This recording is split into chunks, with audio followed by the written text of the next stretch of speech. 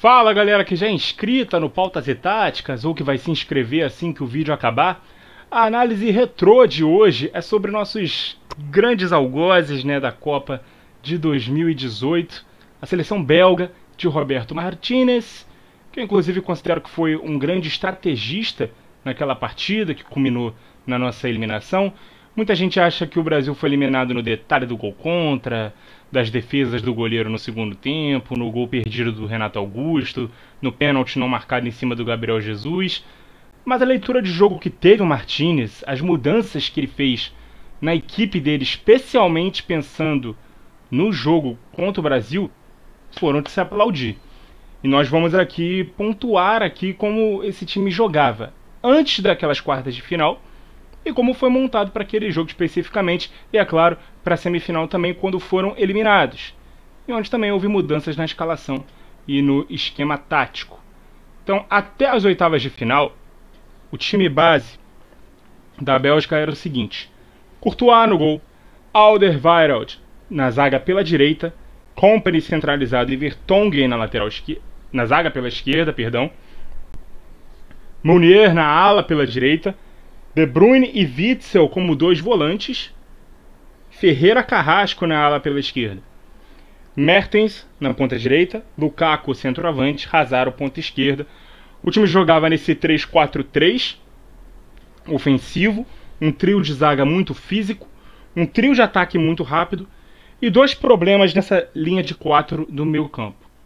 Primeiro deles, o Witsel era o único marcador pelo centro.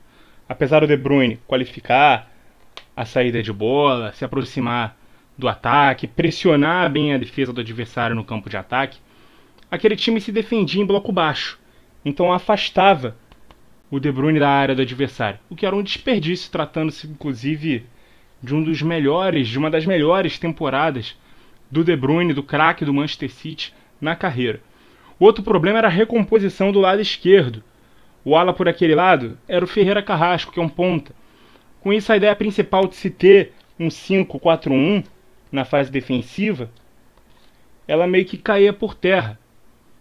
Ela foi substituída por um 4-4-2. O Meunier recuava pela direita, o Vertonghen se convertia em lateral esquerdo, que pode até explicar o meu ato falho na hora da escalação. O Carrasco se mantinha aberto pelo lado esquerdo e o Mertens era o único que recuava. Isso fazia bem, inclusive para o Hazard, que era preservado na fase defensiva. O camisa 10, inclusive, ainda era jogador do Chelsea, foi o melhor jogador do time belga naquela Copa do Mundo, na minha opinião, abusando do seu repertório de dribles, sendo muito eficiente nas transições ofensivas. Na minha opinião, foi inclusive o melhor jogador de toda a Copa do Mundo. Mas a FIFA elegeu o Luka Modric, da Croácia, e para alguns o Griezmann, da campeã França, foi ainda mais merecedor. Mas aquele time belga defendia dessa forma num 4-4-2 e atacava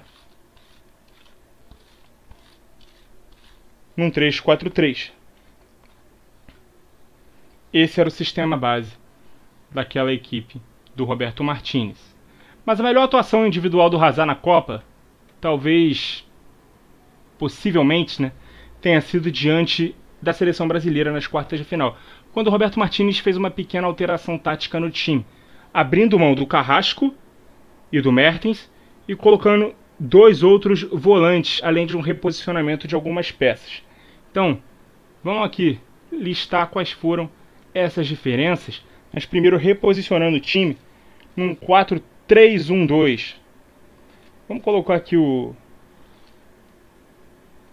5 no meio campo, assim como o 8 e o 11, beleza? O time que jogou contra o Brasil teve a seguinte escalação: Courtois no gol, Meunier na lateral direita, Alderweireld e Kompany na dupla de zaga, agora sim o Vertonghen na lateral esquerda, Witsel, Fellaini e Chadli. Esses dois últimos nomes foram os que entraram nos lugares de Carrasco e Mertens. De Bruyne, Lukaku e Hazard. O time ainda atacava num sistema de 3 zagueiros, liberando o Meunier para o apoio. O Chadli abria como um ponta esquerda. O Fellaini deu mais poder de contenção ao meio campo, jogando ao lado ali do Witsel, inclusive marcou muito bem individualmente o Neymar. Mas os posicionamentos que mais chamaram a atenção foram do De Bruyne e do Lukaku. O desenho sugere um 4-3-1-2, né?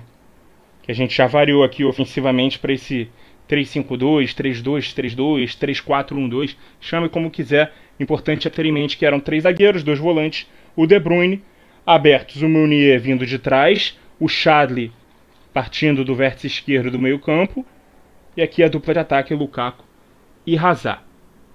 Vou colocar aqui a linha de defesa, que vai ser meio que a linha de defesa do Brasil, para a gente ilustrar o que aconteceu e qual foi a grande sacada do Martínez nessa equipe. O Hazard permaneceu aberto pela esquerda, infernizando inclusive a vida do Fagner. O centroavante de origem Lukaku foi deslocado para a ponta direita. Isso fez com que ele jogasse nas costas do Marcelo, que sempre foi um lateral mais ofensivo, que subia bastante. Tentativa do Marcelo de atacar as costas do Meunier. E ele, como centroavante de origem, chamava muito a atenção dos zagueiros, né? Principalmente do Miranda, que era quem jogava pela esquerda. O que isso fazia? Abrir um buraco gigante e um espaço enorme para o De Bruyne atacar vindo de trás. Assim, inclusive, sai o gol do camisa 7, o segundo gol da Bélgica naquela partida. No segundo tempo, o time foi mais empurrado para trás, então se organizou na defesa numa espécie de 5-3-2. Posso tirar aqui a defesa do time do adversário, no caso a seleção brasileira, para a gente poder ilustrar como essa defesa funcionou. Os alas recuavam, né? O Chadli pelo meio, recuava aqui como um ala pela esquerda, o De Bruyne recuava por um dos lados e o time marcava num 5-3-2. Então Chadli na primeira linha, De Bruyne junto aos volantes, Meunier também de volta à primeira linha. Ainda assim o time sofreu muitas finalizações, sofreu o gol do Renato Augusto e o Courtois foi o grande destaque belga naquela partida. Aí sempre fica aquela dúvida, foi o Brasil que empurrou a Bélgica para o campo de defesa no segundo tempo, ou foi a Bélgica que recuou depois de abrir 2-0 no primeiro? A gente nunca vai saber. Na semifinal, o Martínez escalou um 4-2-3-1. E aí tiveram algumas mudanças, né? O Meunier estava suspenso naquele jogo. Vamos armar aqui o time no 4-2-3-1 para a gente poder falar como foi que a equipe jogou. Como o Meunier suspenso, o Chadli foi o lateral direito dessa vez. O Moussa Dembélé jogou ao lado do Witsel na dupla de volante, o De Bruyne como um falso ponta pela direita, mas atacando ali o meio espaço. O Fellaini foi escalado centralizado nessa linha de 3, mas não como um camisa 10, mas sim para marcar individualmente o Pogba, que era um jogador de boa estatura, subia muito para o ataque. Então ele, que fez um ótimo trabalho marcando o Neymar individualmente, foi incumbido ali de marcar o Pogba. Esse jogo foi tratado como a final antecipada diante da França. A Bélgica acabou perdendo aquela partida, mas acabou arrancando o terceiro lugar na Copa, que foi a sua melhor posição na história dos mundiais. Inclusive, a campanha belga naquela Copa do Mundo foi a seguinte: 3 vitórias na fase de grupos, 3-0 no Panamá, 5-2 na Tunísia e num jogo de reservas já classificados, 1-0 na Inglaterra. Nas oitavas, 3-2 de virada contra o Japão, o 2-1 diante do Brasil nas quartas e a derrota para a França nas semis por 1-0. Na disputa de terceiro lugar, reencontrou a Inglaterra e venceu por 2-0.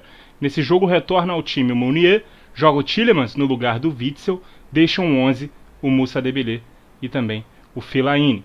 Talvez esse tenha sido o melhor momento de, às vezes, ridicularizada geração belga, que provavelmente é a melhor da história do país, se não tão vitoriosa com a camisa da seleção. Vários desses jogadores espalhados em alguns dos maiores clubes do mundo se tornaram muito vitoriosos e verdadeiras referências de suas posições. Um grande título ainda não veio e parece que não vai vir. Boa parte dessa seleção, inclusive, já não joga mais. Alguns nomes como Kompany já se aposentaram, outros como Hazard se aposentaram da seleção, mas com certeza todos irão se lembrar da campanha belga naquele Mundial da Rússia em 2018 e o fato de terem eliminado a seleção mais bem sucedida da história das Copas. Muito obrigado a você que acompanhou o vídeo até aqui. Continue ligado no Pautas e Táticas. E até a próxima!